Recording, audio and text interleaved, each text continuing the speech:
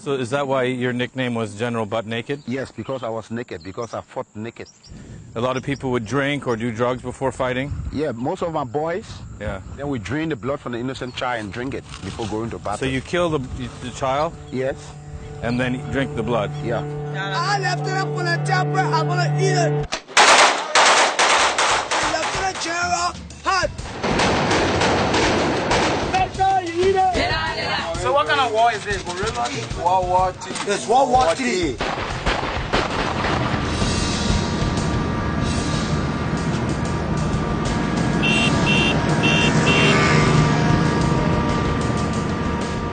We here at Vice have been fascinated by Liberia for a long time.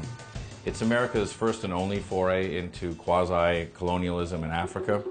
It started as a Back to Africa movement for freed slaves. In fact, the Constitution was written in Washington, and Monrovia, the capital city of Liberia, is actually named after President Monroe, and it became a state in the 1840s. So the freed slaves go back to Africa and promptly enslave the native Africans based on the plantation method they had learned in the U.S., which lasts for about 140 years until Samuel K. Doe, the first native African-born Liberian, was elected. But this doesn't last very long. Why? Because an American-educated, and some would say American-backed, rebel leader named Charles Taylor and his buddy Prince Johnson came from America and overthrew him. We are not a military group here. I'm not a soldier. What we seek to do is to destroy these military dictatorships around Africa. And that's that Charles Taylor virus. If the civilians can throw out the army, wow, we are in trouble. Well, I love it. We will fight to the last man. I will get weapons from wherever I have to get it. If the Pentagon's got some, please give me some. Despite reports that the government wants talks with the rebels, the violence goes on. The government and people of this country assure you that the armed forces will protect them and that the rebel will soon be eliminated. Rebel forces stormed into the center of the capital today. They are now less than a mile from the executive mansion where President Samuel Doe has barricaded himself with about 500 soldiers. In fact, Prince Johnson, who got to Doe before his buddy Charles, ended up torturing him, cutting him up, and is rumored to have eaten him while filming the whole thing.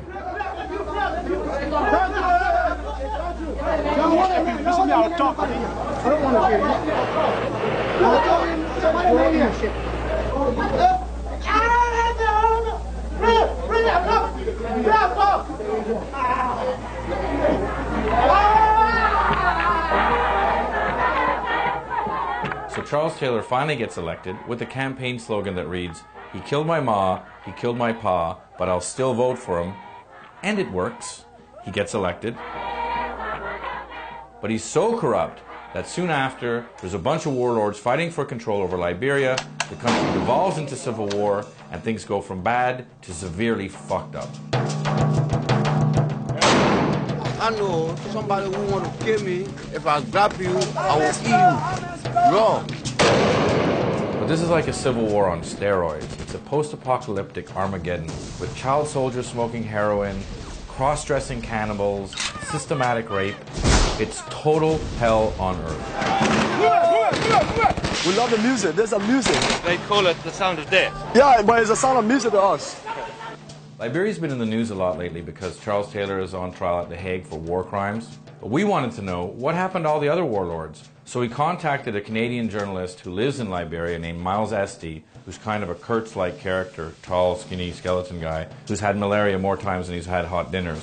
And he said he could get us access to all these ex-warlords. So we said, great. We got on a plane and we flew to Liberia.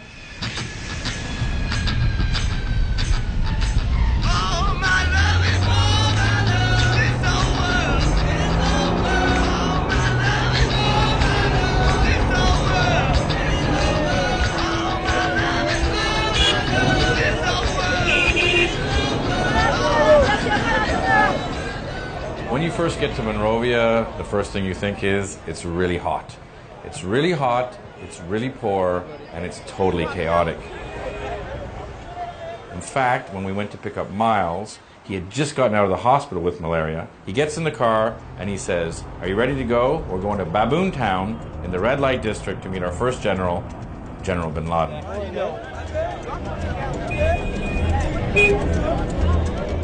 So as we drove to Baboon Town, we asked Miles what's up with the name General bin Laden. And he said, well, a lot of the generals took different names because they didn't want to be identified after the various wars.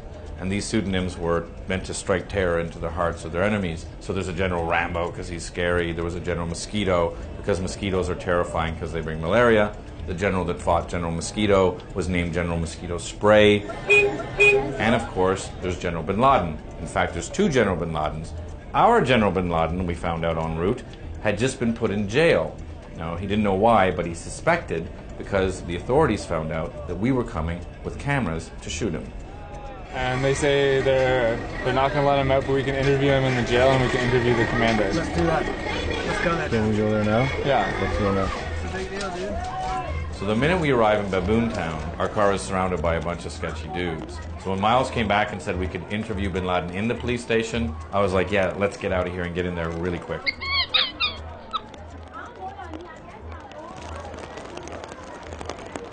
So we get into the police station and it's chaos. Some guards are saying you can go see him, other guards are saying you can't go see him, and we just have to sit there and wait. I like being in the police station. It's nice. Monkey. Little monkey. He's got herpes, I think, or something. Hi. What's wrong with the monkey? Why is the monkey here? What did the monkey do wrong? Why is the monkey here? We're in a police station in the middle of the red light district to meet General bin Laden and wondering why the monkey's here.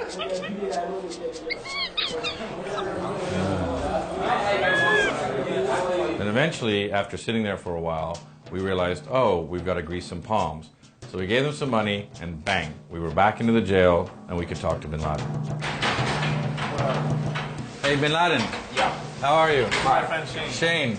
Bexy, yeah. Nice to meet you. We're going to try to get you out of here now, and then we can go back. We can go back and establish the program. Very next. Okay. That will be fun. All right. We're going to do it right now. Now. Okay. God bless you. To get him out, what do we have to do? You know what he did? Yeah, I know what he did. Just we're talking about to get him out. What do we have to do? Yeah, when you pay that money, or you to who? What do you mean?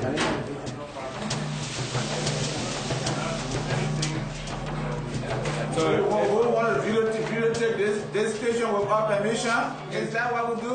Yeah. If you did not get any permission from me to videotape my office? Okay, well, stop. Permission. It's off. The video's off. He's carrying. He's just holding it right now. Well, I hope that I have not been recorded here up air because you know this is a criminal. Look, we're good people. We're good. Nobody's Nobody's recording anything. You just need to pay some cash for getting on. Sure, I can give him cash. Can we pay him and pay you a fine and then take him? Fine. Okay, great. That's good. Okay. Okay, let's go. Okay, let's go.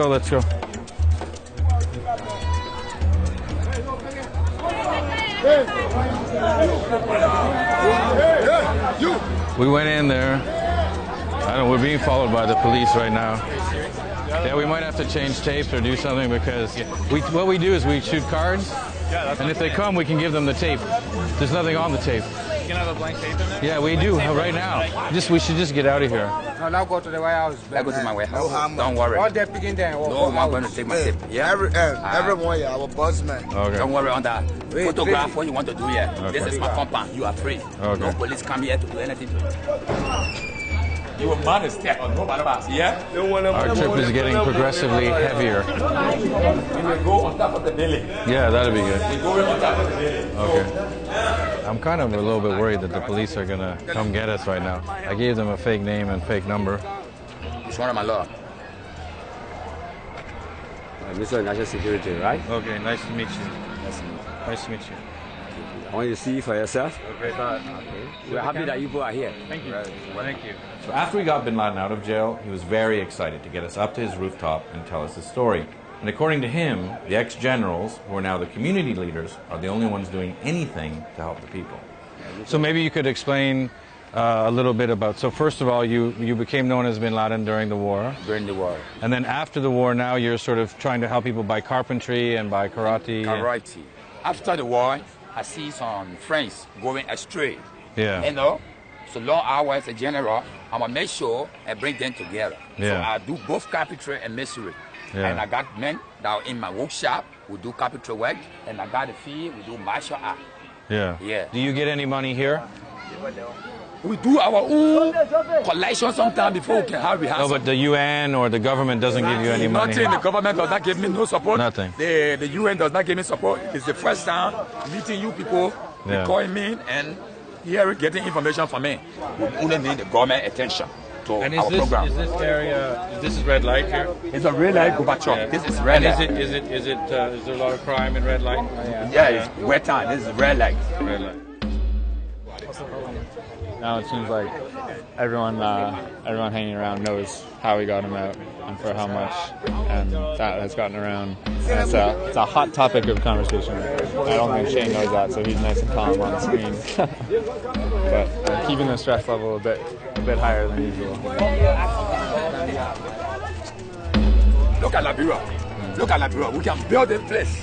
We don't expect this oldest country that was born under Christian principle. People should be in government office with blood under their hand. Let them open their mind and their heart to the country. Why should Mama Liberia sing in poverty? So Miles comes over, stops the interview, and says, "We have to get the fuck out of here now." And Bin Laden looks down and he goes, "Yeah, those aren't my guys. You guys should really go." So Bin Laden gave us an escort, and a couple of his guys got us through the crowd to the car, and we got the fuck out of there. Okay, let's go. Let's go. Holy fucking shit. But that was out of hand. We gotta get out of here. There was some heavy duty vibes there, boy. So after meeting and being freaked out by General Bin Laden, we wanted to see what the UN and government were doing to rebuild Liberia. So we met a local journalist named Nagbe, and we asked him, and he said, "You want to see what the government and UN are doing? I'll take you to West Point."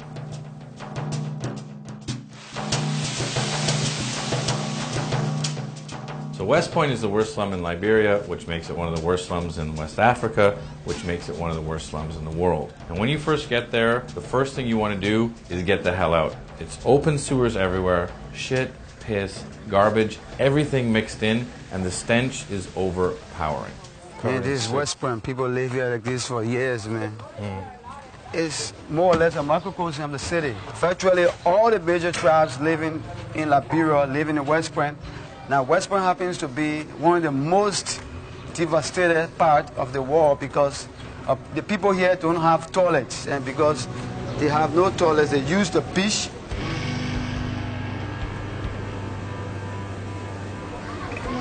Oh, dude. It really stinks here.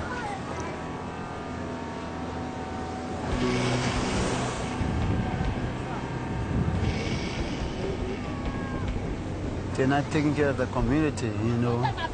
But I mean, one of the first basic rules is don't shit where you eat. That's it. That's but the number one rule. Yeah, but the people violate that rule, obviously. But the government has to do something about that. Seriously, but they're not doing it. The commissioner himself sometimes go on the beach and squat and shit with the people. So even in one of the worst slums of Western Africa, you see the cultural impact that America has there. All the kids are wearing Biggie or Tupac t-shirts. And in fact, one kid came up to us and said, "Hey, I'm a rapper. Can I rap for you?" And we said yes. And it wasn't about bling, and it wasn't about Cristal. Is getting busy, drinking blood from the body. Slim is the first, death is the last. Believe it or not, it's easy to attack. Every woman need a man, every hands on the shoulder. Mother's Lauren was a born Liberian. She never had money, so she started sucking dick. A pretty young woman is another man's slave. Mother Lauren had a paracord ace on her face. We step a signal killing boys. We step a signal killing girls. Yeah, we step a signal killing neighbor. Yeah, we step a signal killing everybody. And is there a lot of malaria in here? Lot. Needless to say, in West Point, health conditions are foul. Diseases everywhere. Malaria, infections, and AIDS are rampant.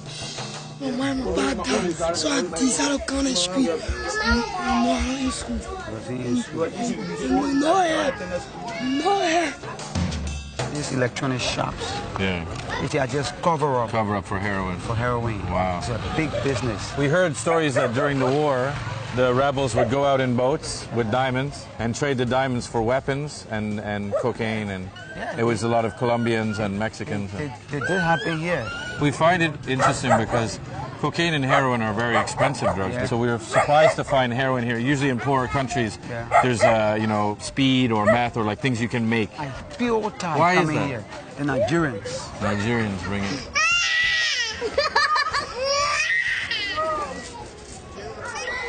The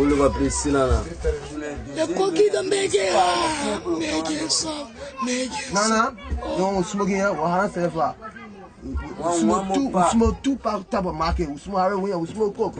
I don't want to smoke to be vigilant. We're going to be talking. You have smoke discipline.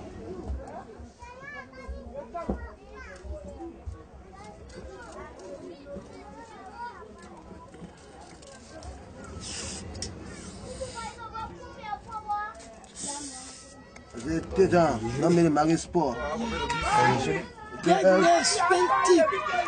Quoi hier? Attendez, Omer. Bibela will mark me. Who do anything to smoke? Bibela will me. Kevin, give me a call. I see you coming. My aqua see all up on one John. I tell you, I put a condo. I tell the banner. You tell fair and now, how our plus that we see today is hard. We call it one nothing. It's nothing. The man is nothing. Not call nothing. If you smoke the heroin our plus, you won't sleep, but you don't sleep.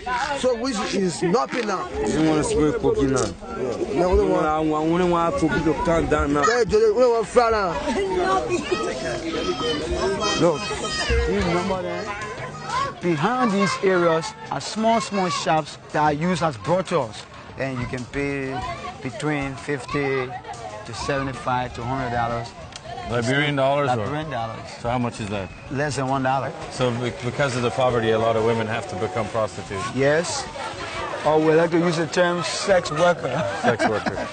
We can go this way. I have no money. I just sell straight to get money. Almost such a way to feed them. It's one or two when we got a part die in the war. $50, $30, $20 the fuck just to eat something. I'm a homosexual where I can say I can eat raka insect, I can eat mango, and you know, cast more. Well, we can take the corner, we'll show you the brothel we're going to go to tonight. Yeah. But we're not going to do anything else. You can just show pass through, all right? No small child. So now we're in a brothel.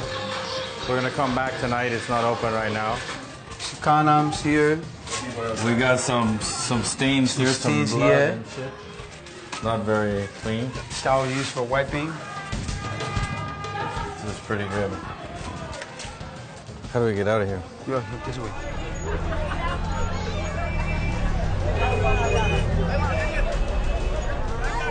The legacy of civil war in Liberia is staggering. It's the fourth poorest country in the world. 50% of the country is illiterate.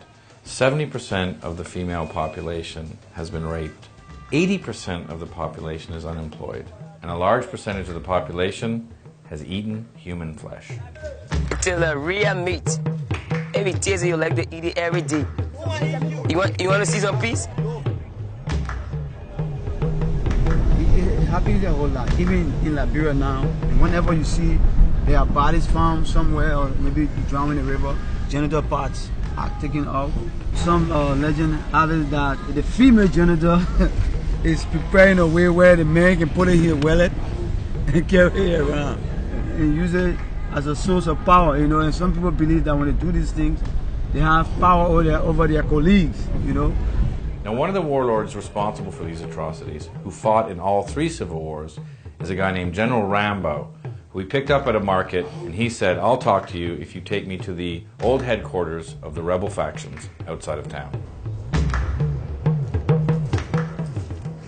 Nice building. When did the hotel stop working? 1990, yeah. Because when of the war came. Yeah. And at that time, I was in the army as an AFS soldier, master sergeant. Oh, those days, the place was so beautiful, so nice. Our country. country destroyed, beyond all reasonable doubt, there is not easy way to fix it. Everybody's trying to run. Bodies were laying all over the city. Yeah. So overnight they go and do their butchery, boil and cook. They have some of the human parts in the waiter they carry around and sell. Yeah. Yes, it happened. Many people were not normal because the rebel leaders those times used to send drugs. The cocaine, the bubbles, the 2G, the marijuana and all of that. So they do things wrong because of the drugs that they take. So you were one of the ones that came in to take out Taylor? Yes. And then at one point the American government came to try to get you to go to Iraq. Yes, the people sent people here because, you know, Liberia, let's say back days we used to call small America. Yeah. And all our training that we took is on America. Yeah. Strictly America. America. So we know ourselves as a reserve soldier of America. So then there, America have problem. We're supposed to be second in motion to help. Yeah. And so when there was Iraq, it was like, okay, let's go, we can help. You fine. Yeah, so what happened? The government denied us from going. The government wouldn't let you go? Yeah, they disbarred our whole process.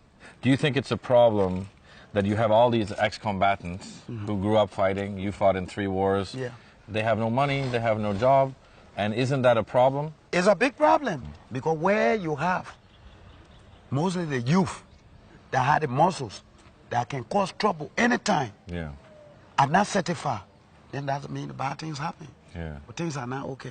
Anything can happen, anything can blow over anytime. The problem here, we don't come out to talk too much. Showcase that bad things are in the land. So therefore, the country should be free all around. Yeah. So I will go to every hole to do session. We went in this Lofa jungle for 1 month. We went met people with muscle. They said that they can launch the elephant with RPG. So they're still there with the guns? Yeah, they stay there with the guns. Yeah. The war is hot. So if the rebel forces wanted, they could take over tomorrow? In less than 2-3 hours. 2-3 hours? Sure. Wow. I'm an ambassador of war. Right. So if I see firing coming, that will not be part of it. I will be part. Because I can't look at no one kill me like that. Me, I'm a straight soldier, babe. And I love to be soldier until I die. And do you think there's a possibility of that happening? Yes. When UN is not here, the possibility that it can happen. Yeah. Yeah. So what Rambo is saying is, there's still plenty of guns in Liberia, and him, or someone like him, can take over Monrovia in 2 hours if the UN leaves. And the UN is scheduled to leave next year. And as we said our goodbyes to Rambo, we told him we were going back to West Point. That place, West Point, is dangerous. Yeah? Very dangerous. You're very lucky that you get out. They didn't carry the camera. You can still see the violence in them. No law and order in rebel activity. Cannibalism, chaos, killing, rape, everything. Everything.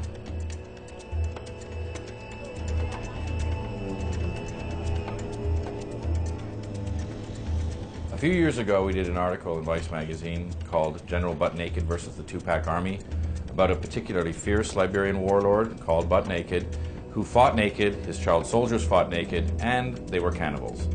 So we asked Rambo if he knew him by chance, and he said, in fact, we're from the same tribe, I know him well. And he promised to set up an interview while we did our follow-up in the brothels of West Point.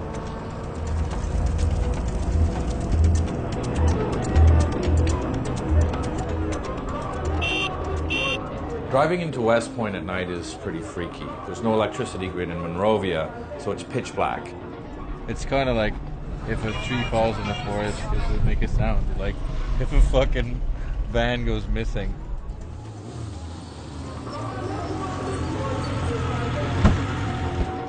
Hand on the wall, hand on the wall. So it's the craziest, fucking scariest drive ever. Down here we got a little bit lost in the port. And you couldn't see anything, there's no electricity, and then you just see like people wandering around, fucking shit, piss, fucking yelling at us, we want money, we want money. Now there's no lights in here, we're gonna go in here. This is the brothel. We're gonna see what's going on. Hello. How are you?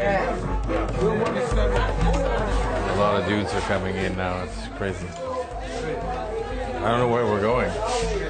Straight. Wow. that room looks, this is the exemplification of hell, really. I don't know what happens in here, but I don't want to know. Wow.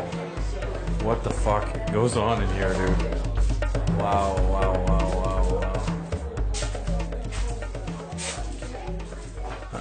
Well, we were here a little bit earlier. There was used condoms and blood-stained sheets, and now they sort of done it up. So we're going to interview some of the girls, see what they have to say.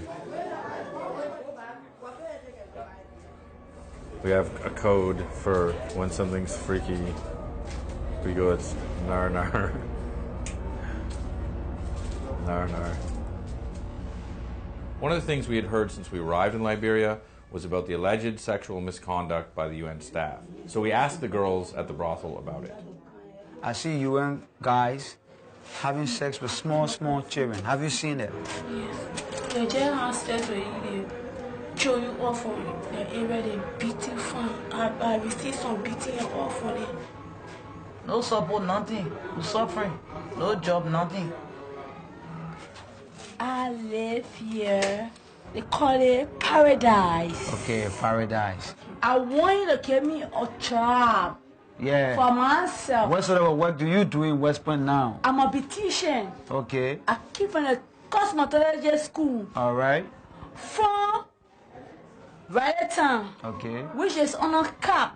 All right. Training assistant program. Okay. I want to tell him that I got my certificate. All right. I got everything for myself. Okay. But I will now go further till he give me what I want. Okay. Now. All right. We will talk about this. Listen to me. Listen to me. Sit down and listen. That's my eyeball. Listen. I will tell my whole life story. Me, I'm an orphanage child. I get no father, I get no mom. My fish are there. My fish are there. You don't know what come out? My fish are there.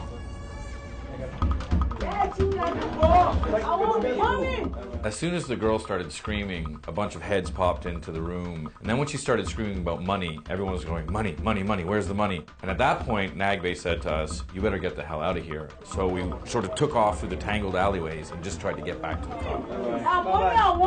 We're getting the fuck out of here right now. And when we got to the car, our driver, who was also supposed to be our security, was so freaked out that he peeled out, nearly hit a group of people that had surrounded the car. And if you hit a group of people down deep in West Point, that was it. It was a death sentence. They would have tore us apart. That was very fucking heavy.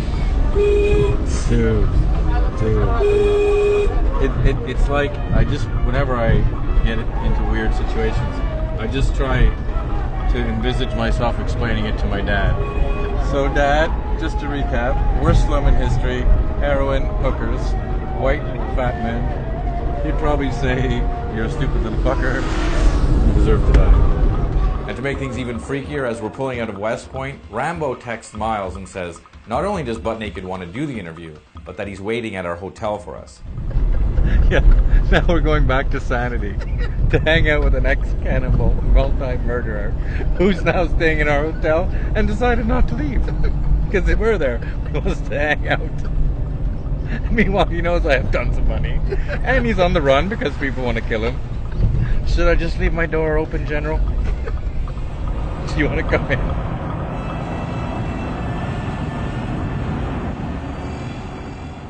You mentioned about sacrifices. Can you give us maybe an estimate how many civilians you think lost their lives when your group was fighting war as a direct result? It should not be less than 20,000. Now, we are very nervous to meet General Butt Naked, and he's very nervous to meet us because he's had several assassination attempts against him, and he wants to meet us and vet us before he'll okay an interview. When we told him about our escape from West Point that night, he laughed and he seemed to ease up. And after that, he asked for a phone, he called Rambo, and it was on. Hey, Diko. Yeah. Blayo. What's up? Joshua Blai, Butt Naked. Jauli, eh?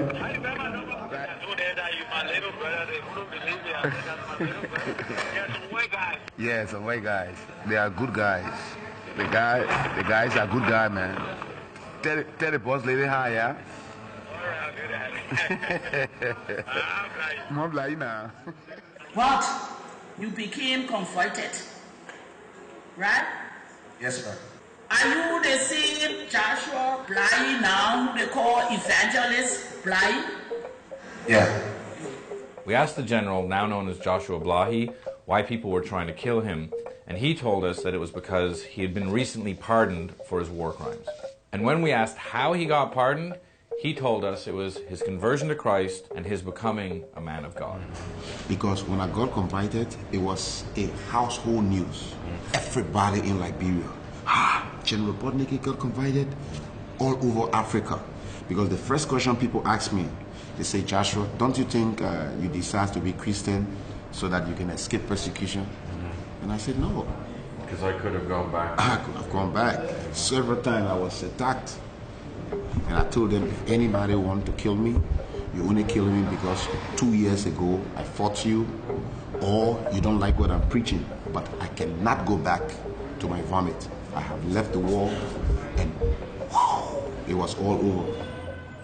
So we talked with Joshua late into the night until he told us to get to bed because the next day he was going to show us his Liberia.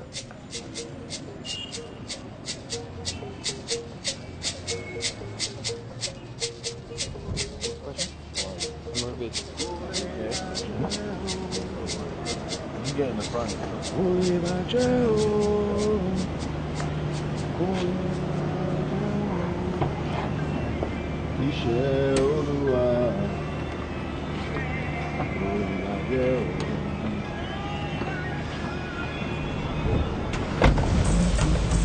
So in the morning, Joshua Blahi took us out, and the first stop was the area within Monrovia that he used to control during the war. So this was my control area. And who would be attacking? Child stealer men, NPFL, they were calling themselves government forces at the time.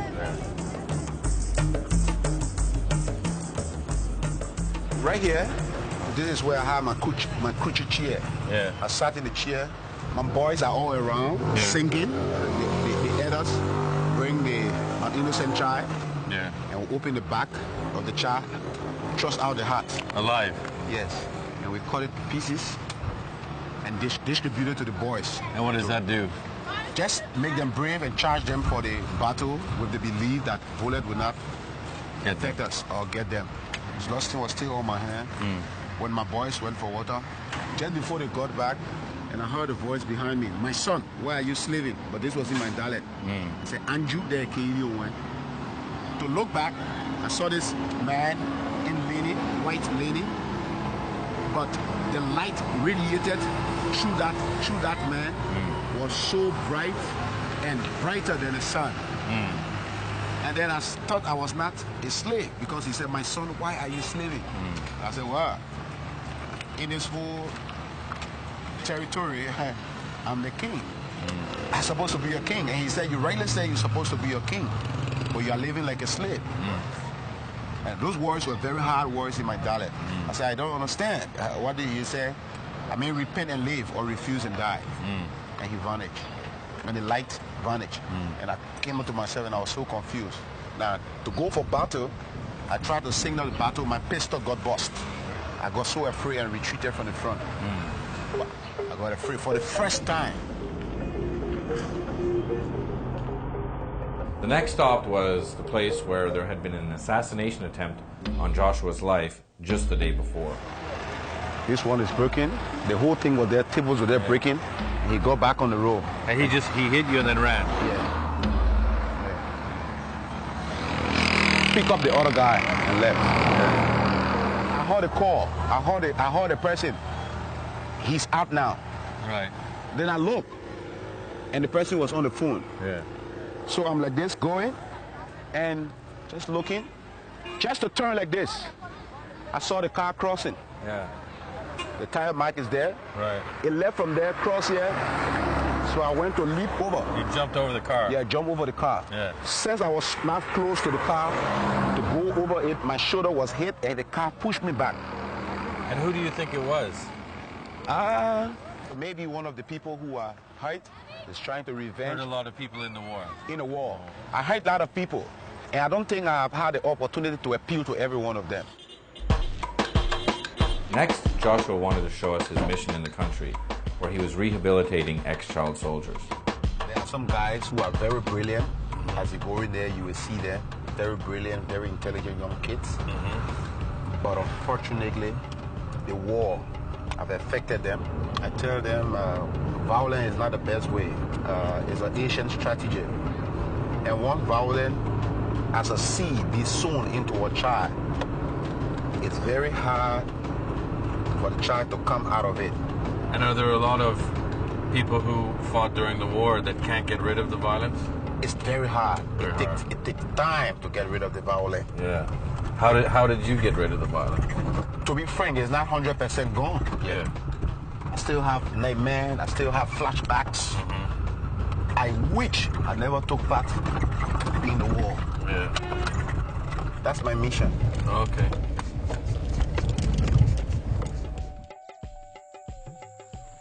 Come, you can make it. Come and see. They bring bug juice? Nobody brought bug juice.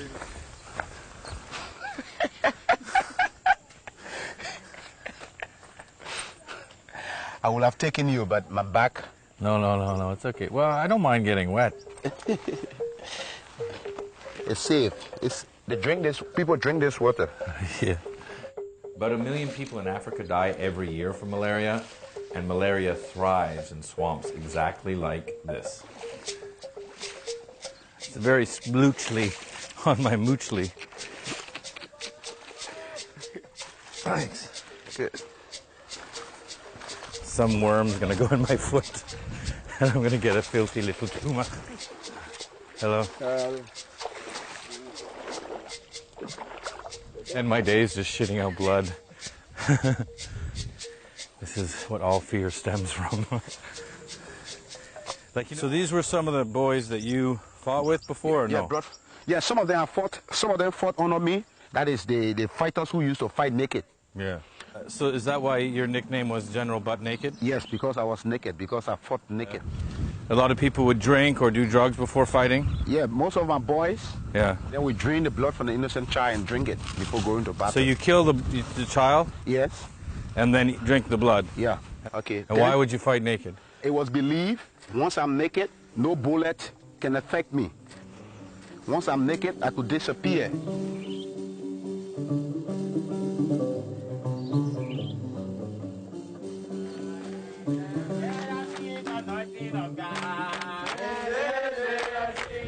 And this is his mission that they're building. They're singing now.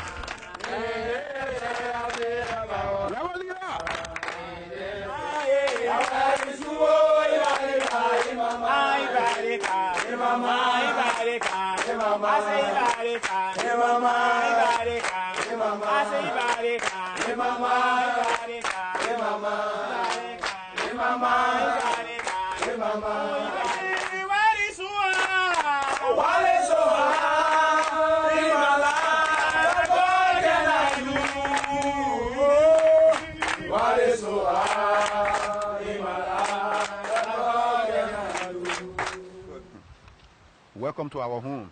Thank you. Mustafa was one of the generals who fought for Charles Taylor.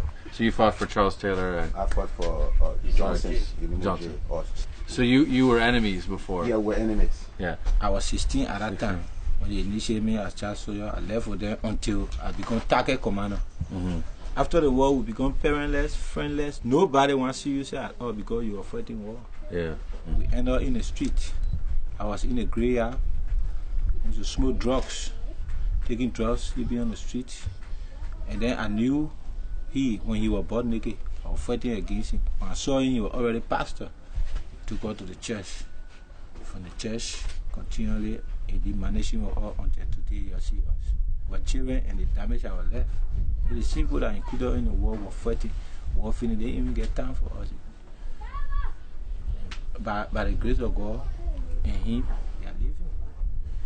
I tried to run away from it before, and I saw that running away could not help me. My daughter was walking one day, Makela, she was a baby, more baby, and somebody told her, "You butt naked daughter." and she started crying. She never knew who Butt Naked was. See, somebody said I Butt Naked daughter. Because of that, I tried to run away with her for us to live far. But then, one day she will have to go home. So since there is still time, go back and see how you can repair some of those things. Time will come and somebody will tell her what Butt Naked did. And then she will have the opportunity to tell them what Joshua Bly did. So there will be monument built for him, memorial that she can be proud of. So that is how I take the challenge. You can make the change. You can make the difference. Where are we right now? This is the Central Monrovia Cemetery. Cemetery. After the war, the ex-combatants went into crime and they were looking for hideout. Nowhere for them to stay. So this is the cemetery where after the war there was nowhere to live. So the people would come in, empty out the graves, and live in the graves. And maybe up to about 4,000 people lived in the graves. See, all these are empty. It's a very heavy vibe. Empty graves everywhere.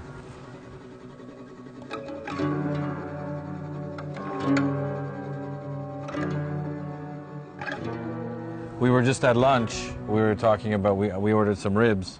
And you said, no, I don't like to eat flesh. And I said, why don't you like to eat flesh? And you told me the story about coming back from Nigeria. Could you tell us that story? Specifically, one time, I was very hungry and I saw the only thing was around was sticks, dry meat. When I took the first bite, I noticed it was human flesh. Yeah. So I washed up the pepper to be very sure, washed up the pepper from it to get the taste. And I got the taste, it was human, alarm, and police came and arrested the guy. And I told them, well, I was one of the generals in Liberia, and this is my name, and this is what we did. We eat. I ate it several times before, though I'm converted now. You ate human flesh? Yeah, a lot of times. So they discovered. So they saw the pictures, and they went to the internet, and they knew that okay, it's truth. Yeah. What would you eat? Some people eat the heart. Yeah. Now for hunger, people eat around here. Yeah. And you know, because it's softer, it's quick to daunt. Yeah. Yeah. Yeah. Okay. Yeah. We're talking about eating human flesh in a graveyard. It's a bit weird. Yeah. Okay. Yeah. So we can go.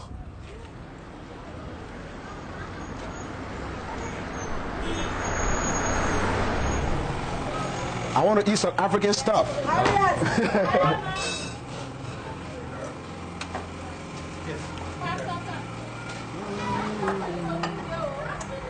The trumpets call.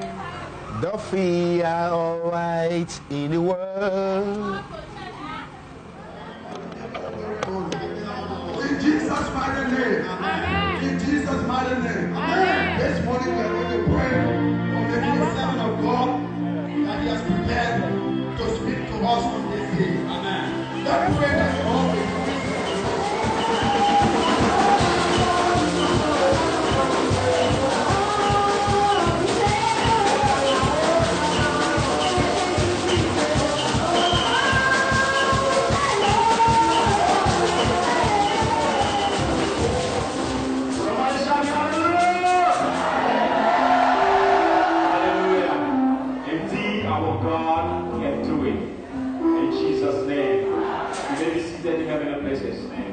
today we are honored to have in our midst it usually takes time for people to recognize him because he was someone different when we saw him before.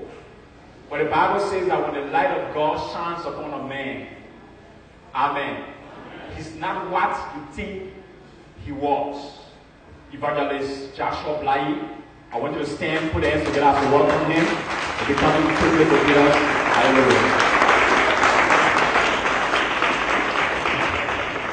All heard the name God making and whatever happened. But we thank God that he was the general of the devil, he had become general for God. I want to share the info and let us pray that God's will will be deeply done upon his life. Raise your voice and let us pray. Father, we thank you. We bless you, O God, for what you have done Lord, we thank you.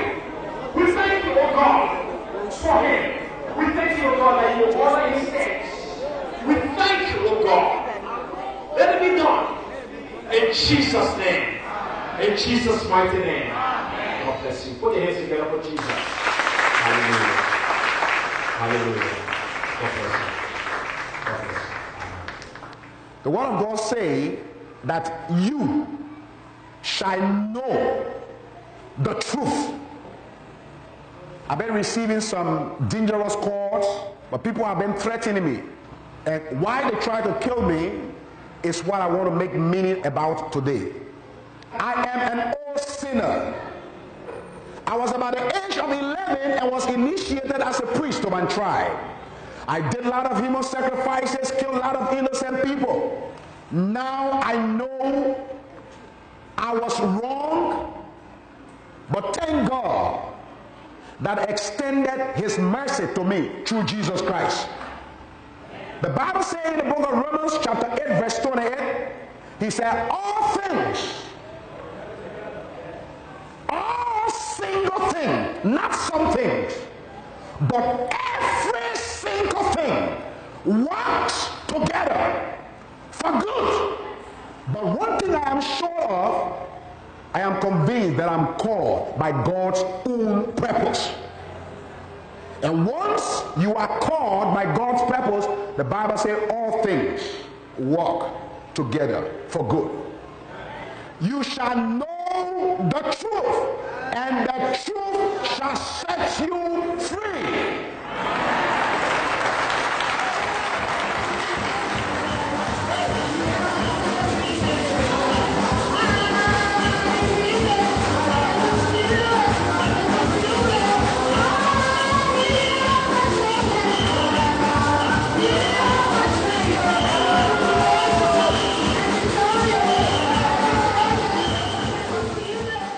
Liberia on the one hand has more crime and poverty and rape and cannibalism than you've ever seen. But on the other, it's also got a church on every street corner. Every car has a religious slogan. They have huge revivals with tens of thousands of worshipers. It's some sort of weird heaven and hell scenario.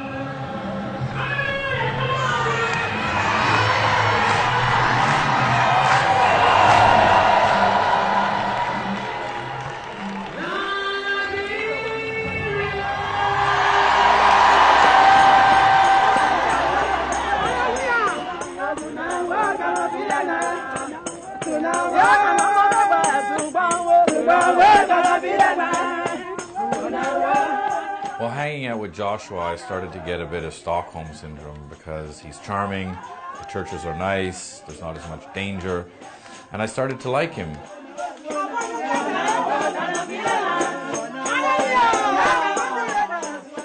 But as he was preaching, I thought to myself, this guy's killed tens of thousands of people. In fact, he's probably killed the relatives of the people in the church worshiping and adoring him now. And I'm thinking to myself, what the fuck is going on?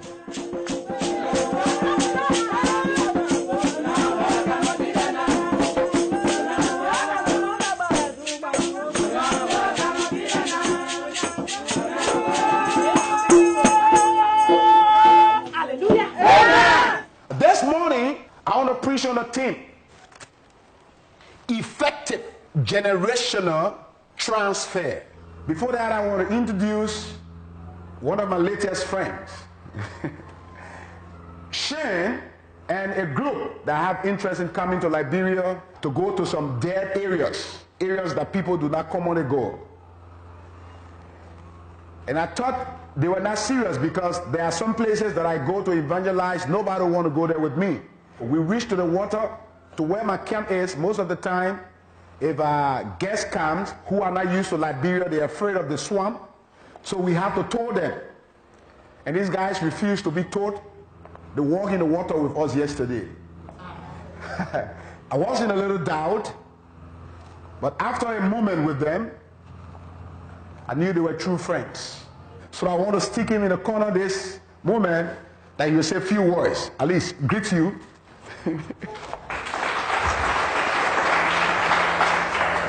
I just want to say thank you for having me in your church. Praise God. And I'd like to say thank you to Joshua Blai for all the good work he's doing, and hopefully we can help, and hopefully we can show what we're doing here in Liberia, what you're doing in Liberia, and we can help make it better and bring some more awareness to what's happening here. Amen.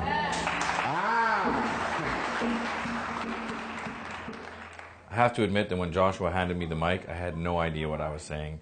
At that point in the trip, I felt like I was on acid. Believe me, the word is changing. What are you teaching your children? The war have come, it have passed. You will soon be old. 30, 40 years from now, you will soon be old. And you will pass. What are you leaving as a principle for your children to follow? What? The whole world already know me as General Bodneke, or killer, a rapist. But my children will know me as a man who stands for the truth. Am I talking to somebody? Before the future, according to morals, those reasons do not hold. I'm a murderer. I'm a blooded-handed person.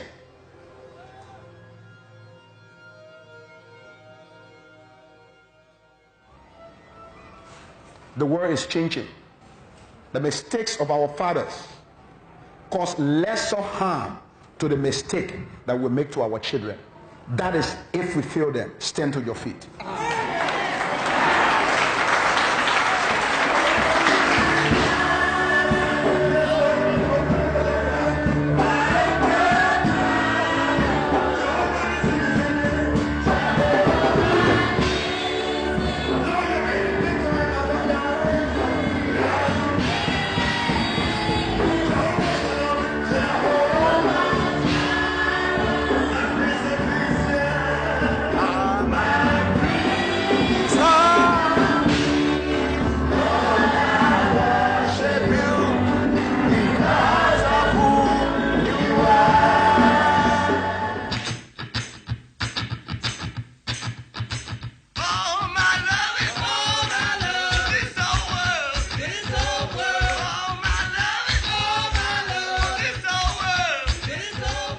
And as I sat and listened to Joshua preach, I thought about the fact that the UN is leaving in less than a year.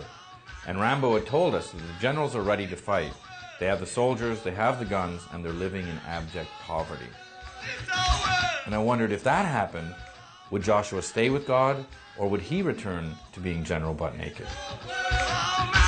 You can deliver your generation. You can deliver this nation. You can deliver your community. You can deliver your tribe. You can deliver this continent. Somebody shout glory. Let us pray.